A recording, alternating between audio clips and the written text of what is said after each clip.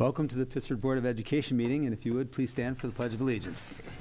I pledge allegiance to the flag of the United States of America and to the republic for which it stands, one nation, under God, indivisible, with liberty and justice for all.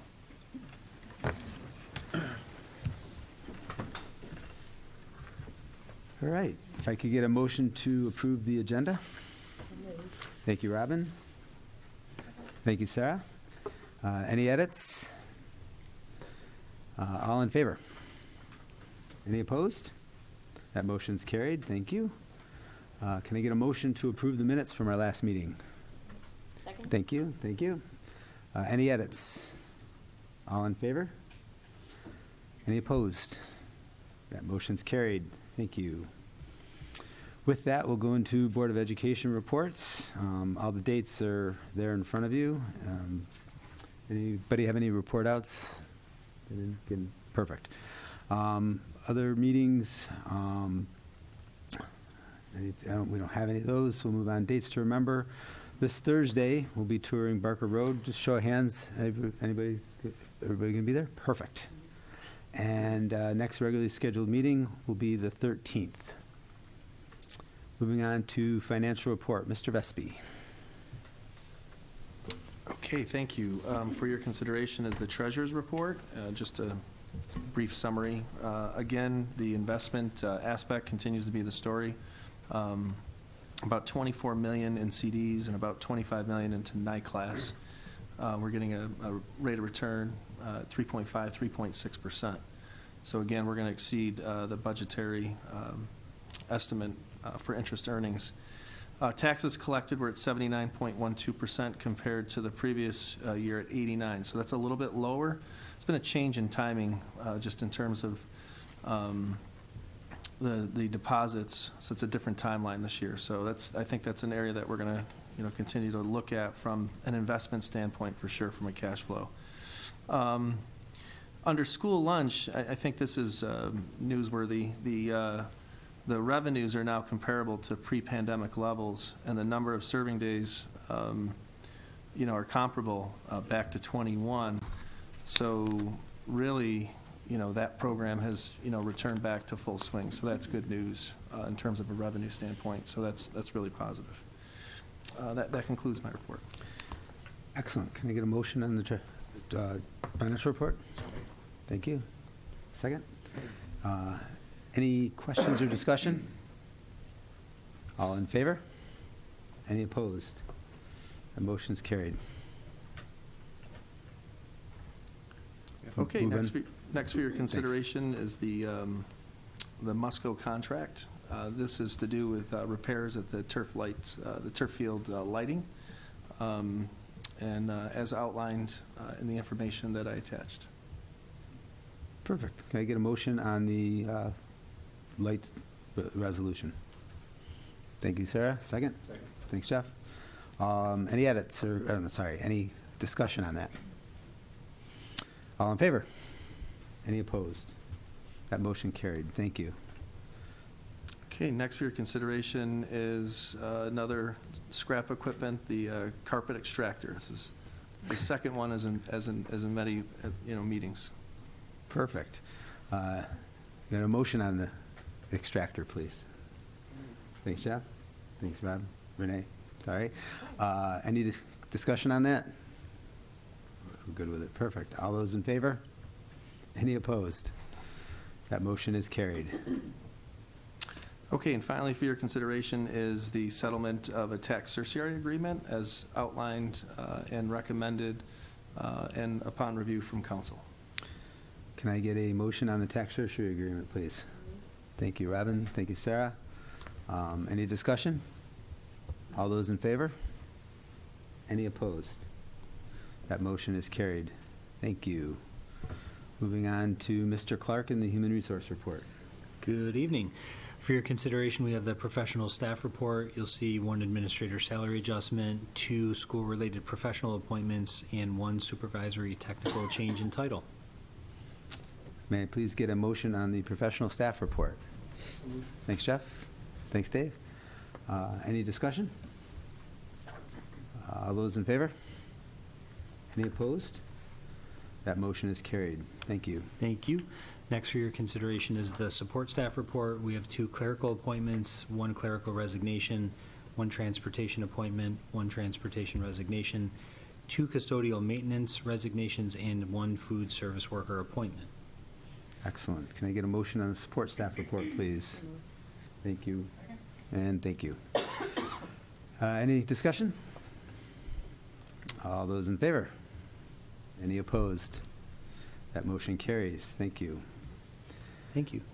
Absolutely. Moving on to Ms. Ward and the curriculum report.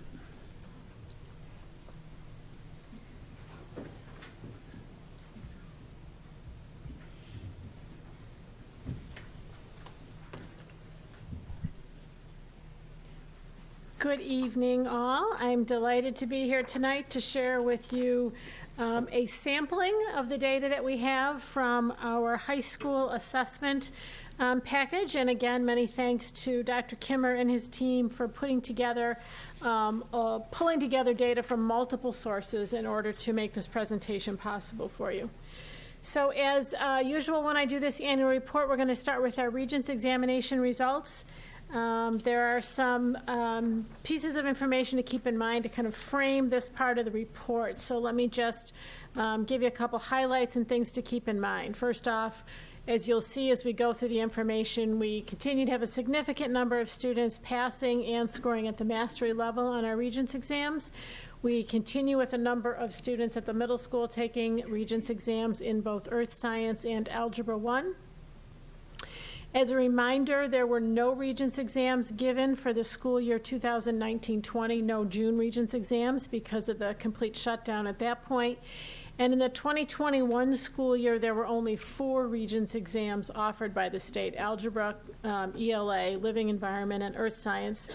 Students taking any of those 4 courses were not required to sit for the exam. It was their choice whether or not to do so. And if they did take the exam and were not pleased with their results, they could exempt and remove the results from any showing up on their transcript.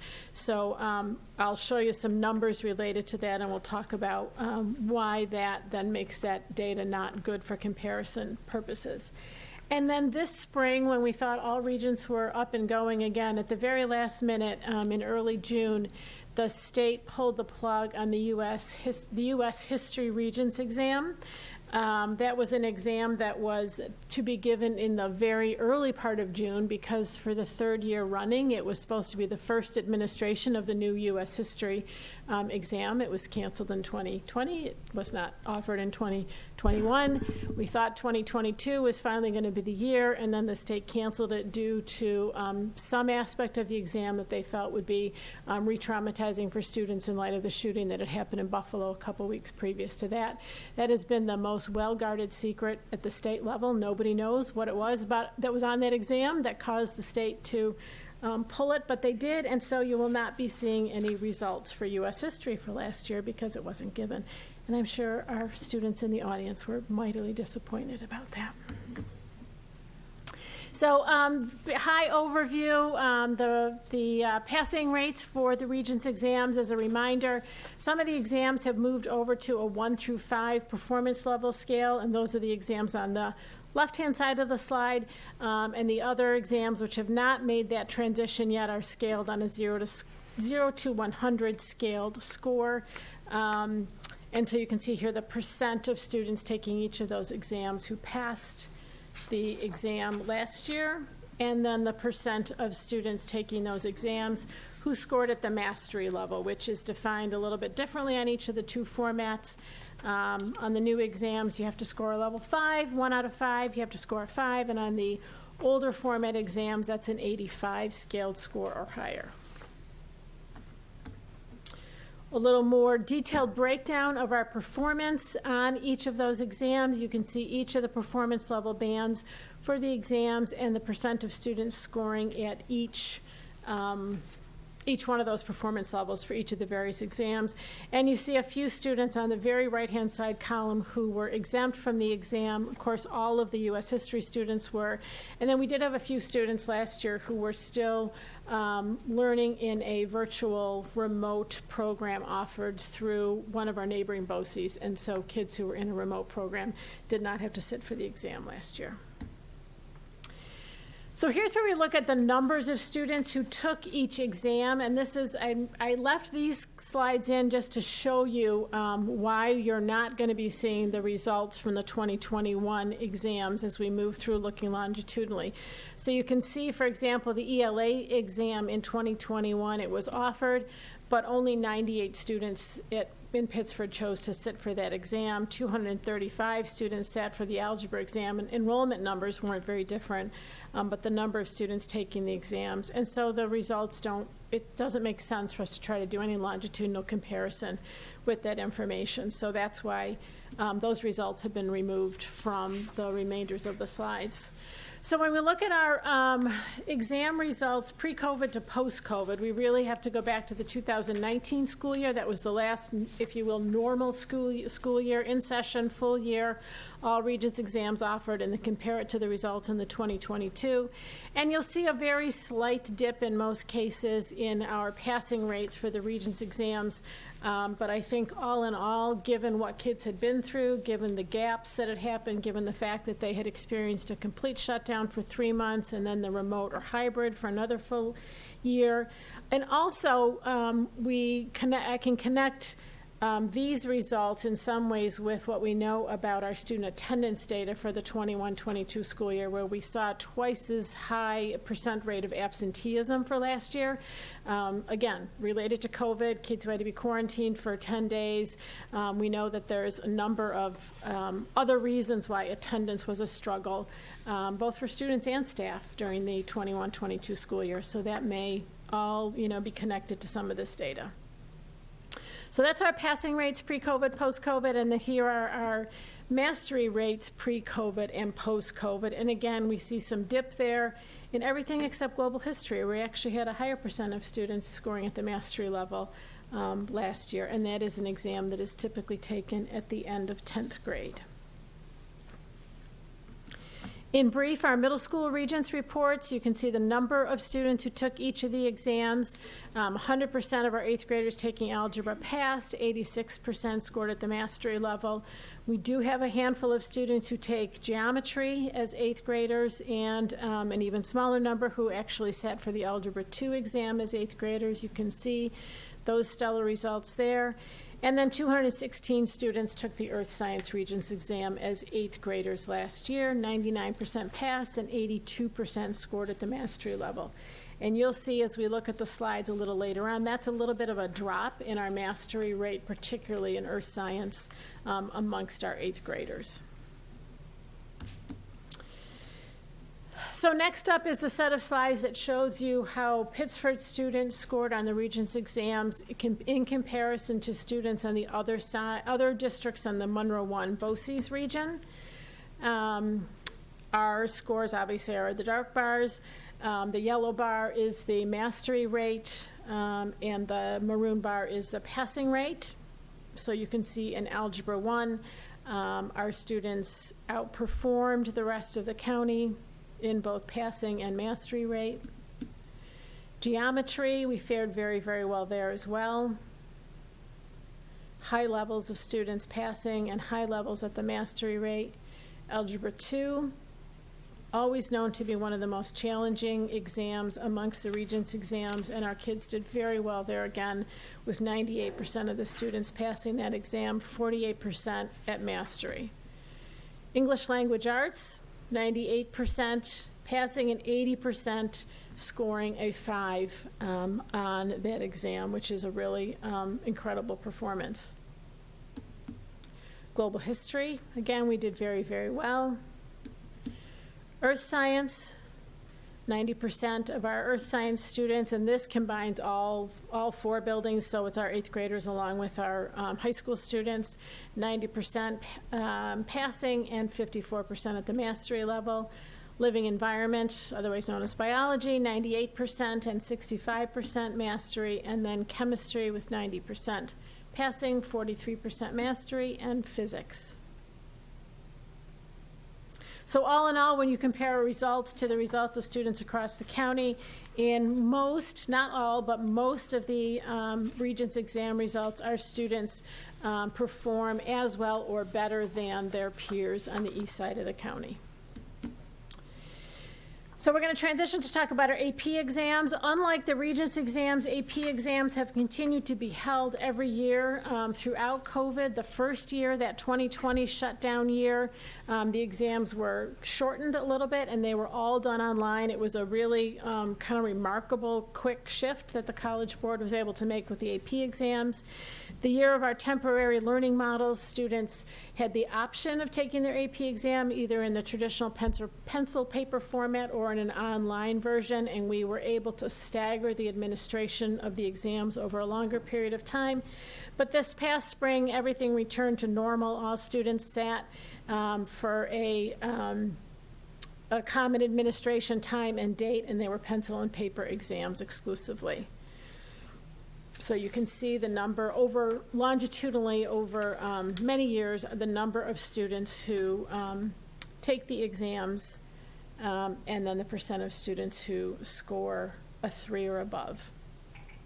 And our overall results were a little higher this past year than the year before. Just comparing the last 3 years, the number of students who took the exams written, and then the students scoring a 3 or above. And we use that 3 or above marker, of course, because that's the minimum score that most colleges look for in order to consider giving students college credit for their exams. Students choose to submit their AP exam results to colleges of their choice. We don't do it for them. That's completely up to them. And then colleges determine which, if any, credit they'll give depending on the score in the exam. So we've continued with a really nice, strong trend here in terms of the percent of students over time that score a 3 or above. The next couple of tables break it down by exam. This one just gives you, again, kind of what you saw previously, but by exam, the percent of students scoring 3 or above on each of the tests over the last 3 years. The next chart, which you have the slide in your packet so you can look at it in greater detail, breaks it down by the number of exams written and also gives the mean score in addition to the percent of students who scored a 3 or above. It's always worth pointing out, I think, the number of students who do really, really well on some of our very highly enrolled AP courses. So if you just look at the number of tests taken, for example, World History, we have over 250 students who sit for that. They take that instead of taking Global 10, so that's 10th graders taking the AP World History course. U.S. History is very highly enrolled, again at 192 last year. Psychology is also a very popular AP course with 198 students last year taking that, and a mean score of 3.9 on that exam. And living environment, those really round out our top enrolled courses, and our kids do very, very well in those classes and on those exams every year. You'll also see on this chart some exams where we have a very tiny number of students who write for the exam. Sometimes those are exams that are optional. For example, the Physics 1 AP exam was not a requirement of students taking honors physics. We have a partnership with the Chinese School of Rochester, which allows students to study through their program, the Chinese language and culture, and then if they choose to, they can sit for that exam. And so you see the results every year of how the students do on that exam as well. And students who do study with the Chinese School of Rochester are eligible for elective credit through our high schools.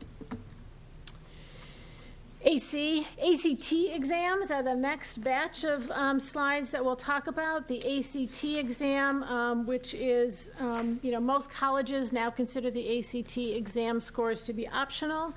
And the number of students that are taking this test in Pittsford actually continues to decline. 160 students tested last year compares to 251 from the previous year and 272 from the 2018-19 school year. So our numbers are decreasing, and I think that has to do with what colleges are looking for. This test really is designed to measure what have you learned in school. So it's very much kind of assessing kids in English, math, reading, science. What have you learned in school? It's used not only for college admissions, but many colleges use results of ACTs for course placement for students as well. We did see a little dip in our ACT scores, and interestingly, that reading score dropped in what looks kind of significant, remembering the scale of the axis here. Makes it maybe look like a bigger drop than it was, but it is a little bit of a drop. But as we go through and look at the SAT scores, you'll see that our SAT reading scores were as high as usual, if not higher. So again, I'm not sure how to explain that specific data point. It's a little bit off there. And as you can see, it actually makes it look like our students underperformed the statewide average on the reading portion of the ACT, which is very unusual. The ACT score distributions are always an interesting thing to look at. The ACT has a benchmark score for each of the tests, each of the subtests given, and what the benchmark score indicates essentially is if a student achieves that benchmark score on the exam, and you'll notice it's different for the different ACT tests, that indicates a 50% or better chance that the student will score at least a B on a college credit entry-level course in that subject area. So if you get a 22 on your math ACT, then you are likely to get a B or higher on your first college-level math course. Is kind of how that equates. So we look at that benchmark, and then we look at the distribution of students in the various score ranges, and if you look at very high, high, and high average, and you were to add those all up together, it's typically 70% or more of our students scoring in those ranges on the ACT. SAT exams, this is the last one. This is the test that looks at academic readiness for colleges. It is still used by lots of colleges. Many colleges that went to SAT optional in COVID are now requiring the SAT scores be submitted again. Not all, but it is definitely coming back. Of note, as we think forward a little bit, the SAT will be changing format dramatically in a couple of years. So in the 2024 school year, it will be administered exclusively online. It will be a shorter test. The reading passages will be shorter. It will move from a 3-hour test to a 2-hour test, and it will be adaptive, which means that as a student answers a question, the next question they see on the computer will be given to them based on how they did on the previous question, which really improves test security for the SAT as well. It will still need to be given in a school setting, proctored by appropriate adults, but it will be moving to a completely online test, which will be piloted in the international schools next year, and then the U.S. Will pick that up the following year. Here's the longitudinal, 5 years of longitudinal data on the math and the evidence-based reading and writing SAT scores. So we've had a nice little upward trend since that shutdown in 2020. And you can see how we're doing compared to the New York State SAT average scores and national, and we're still well above in every year on the evidence-based reading and writing subtest, as well as the math test. And that concludes my report. Happy to answer any questions. You have a lot of additional data in your packet, including a lot of data that looks particularly at the Regents exams, broken down by subgroups, race, gender, ELL status, poverty status, et cetera. And just, I want you to know as a board that we look at those breakdown results very carefully with various stakeholder groups. But it's kind of more data than can be shown on a screen in a public setting. But if you have any questions about any of what I showed or anything that's in your packet, don't hesitate to ask. Any questions? Melanie, thank you. And Thank you. Jeff, thank you both for putting this great presentation. It's always interesting to see when all this data comes together, you know, where we stand and how we're doing. So thank you very much. It's rewarding. So thank you. Okay, Ms. Woods in the special education report. All the recommendations are on the consent agenda. Thank you. Superintendent's report. Mr. Pirro. Thanks, Ted. There is a need for an executive session this evening to discuss the discipline of particular persons. Can I get a motion for executive session? Second. Okay, thank you. Any discussion? All those in favor? Any opposed? That's carried. Thank you. Would like to thank our PTSA for the donation of $10,000 for a visiting author honorarium at all 5 of our elementary schools. So thank you, PTSA. You also have 2 policy recommendations for first reading in the discussion area. The first being the use of assistance animals. I don't know if there's any immediate questions regarding that. The second stems from the work we did together in a summer retreat. Boy, it seems like forever ago. And beautiful weather. Actually, we spent a couple days working on this, and that is the Code of Ethics for board members. And that was brought to us by researching best practices relative to Board of Educations and how they function across the state. So for your perusal is the first reading there. And everyone has had their hands in it, so thank you for your work with that. A few other updates. We've been working on the development of a capital project. You've heard me introduce that concept a couple different times at our board meetings. And the timing is really right for us to be doing this, especially as we're approaching the time where we're paying off all of our debt. From the big renovations at Sutherland High School and the building of Calkins Road Middle School. Anyone want to guess how long ago Calkins Road was built? Students? Come on.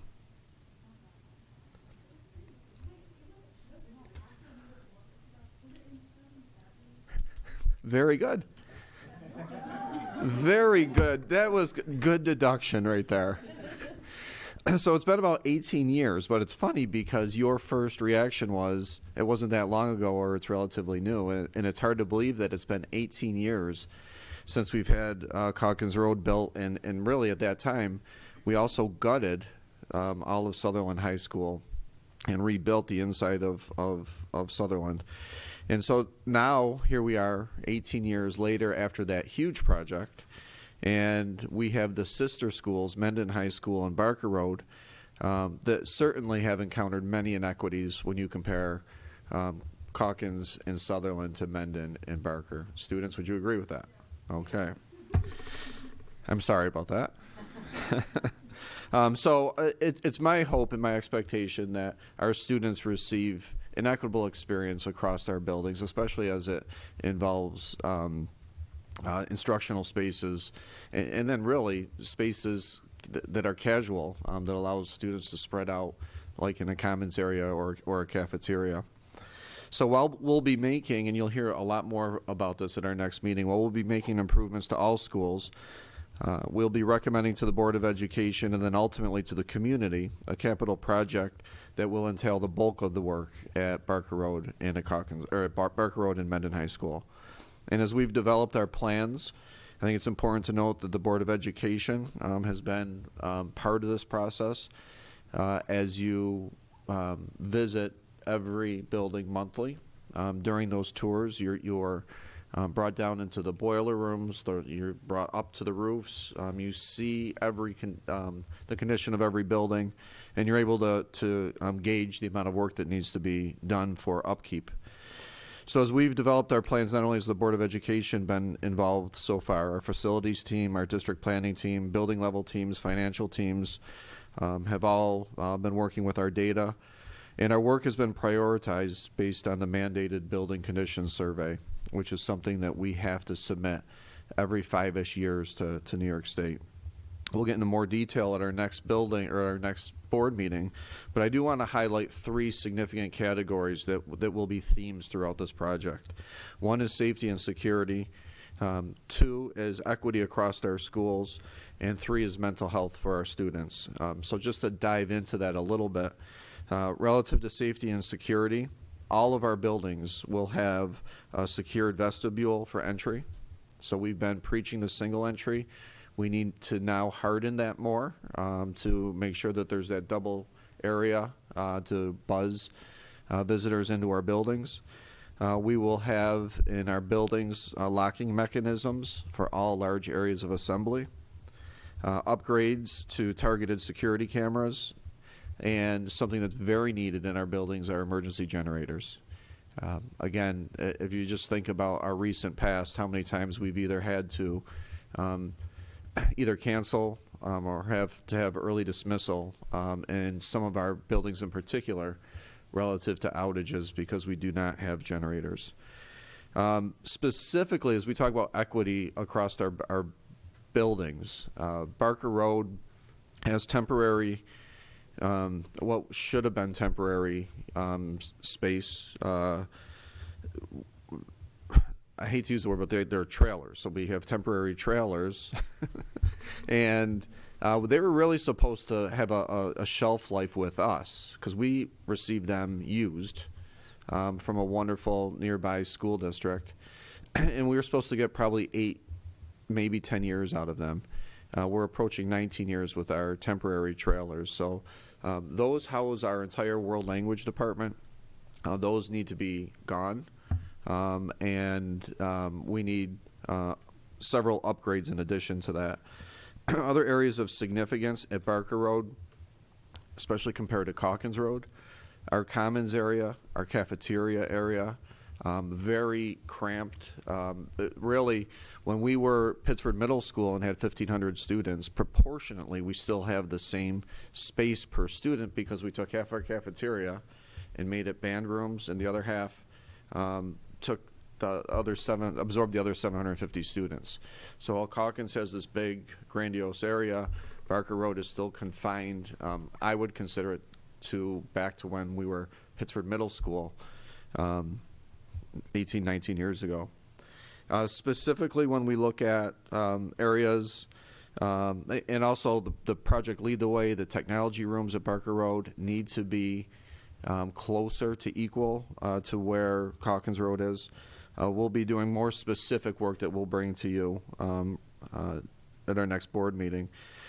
At Mendon High School, has a lot of catching up to do to Sutherland High School. The biggest items being renovating and creating new science rooms. Our science rooms right now, and you'll see pictures of them, aren't close to what the science rooms are like at Sutherland High School. And really the best way to explain what we'll need to do is essentially take 3 of our science rooms and make them 2 science rooms. So we're losing a science room every time we do that, which means we're losing several classrooms, which means we are also going to have an addition proposed to Mendon High School, which can absorb some of the spaces that are needed for the displaced science classrooms, if that makes sense.